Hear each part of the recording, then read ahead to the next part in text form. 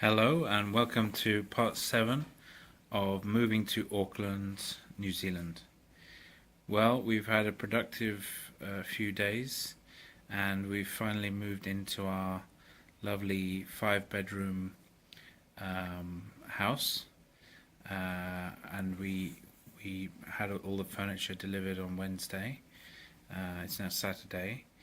We got some furniture like this nice sofa um, from from Target, which is a reasonable furniture store in New Zealand. There's some more expensive ones like Harvey Norman, and we found some other ones as well, but Target was the cheapest one we found. We also got an armchair from there, and they came and delivered for the price of $55. I also found a very useful and popular site which is used by a lot of Kiwis for buying things online, and that is called trademe.co.nz.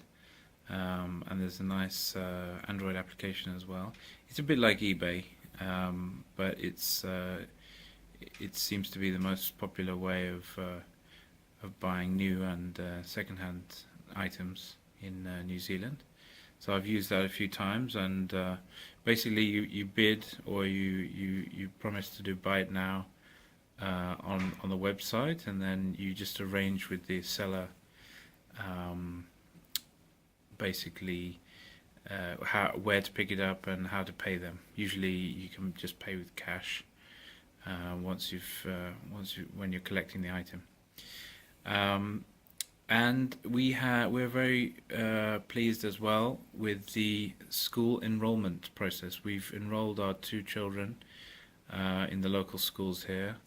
One is a 13-year-old, so we thought he would go to the local college, but in fact that doesn't start until year 9. So he's currently in year 8. Just for the next 3 months, because we're in October now, so it's the 4th term in the New Zealand school year. Because basically, unlike the UK and most of Europe, they don't go from like September to July.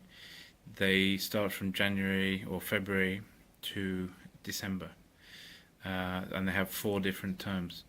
So basically, we had to enroll our eldest in what they call an intermediate school. So they have primary, intermediate, and then the college, which is where they do their main exams and prepare for university.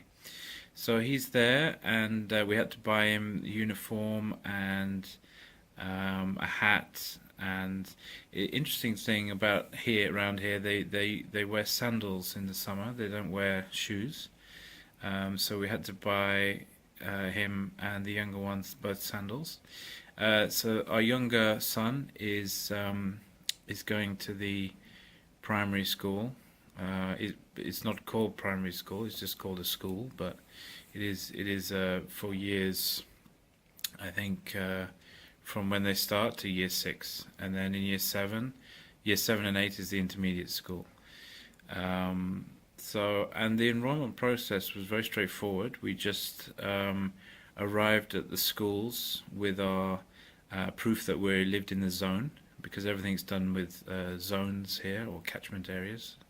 So we just had our tenancy agreement and our IDs, our passports basically, and they took copies of those. We filled in the forms, which just took 5-10 minutes, and then they were able to start the very next day.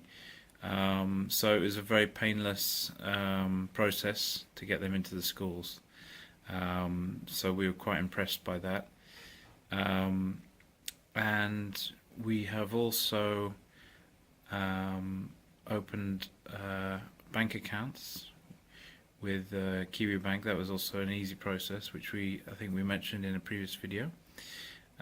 So overall, we've noticed that there isn't much bureaucracy and problems in setting things up in New Zealand, so we've been quite pleased with that. Also, we were able to quite easily set up broadband internet for our house.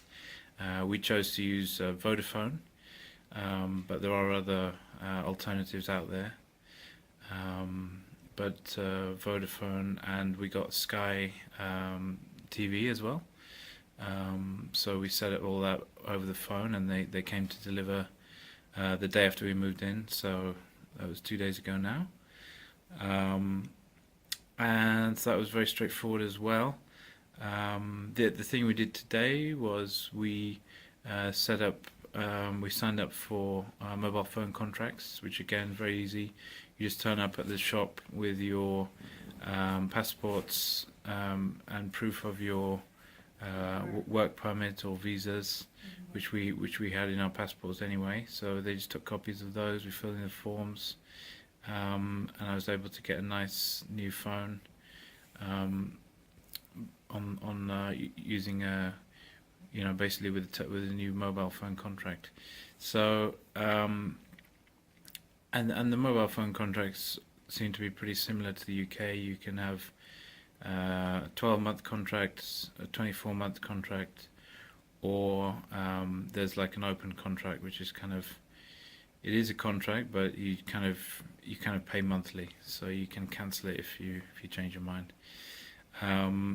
So yeah, even though I've only just come to the country, they did a credit check on me, and I had no issues. So that's quite good news for anybody coming to the country hoping to open a mobile phone contract. But you do, I do have a job already, so that might have helped things. Because if you don't have a job, I think they'll still give you a contract, but it might be a more basic one, a lower value contract.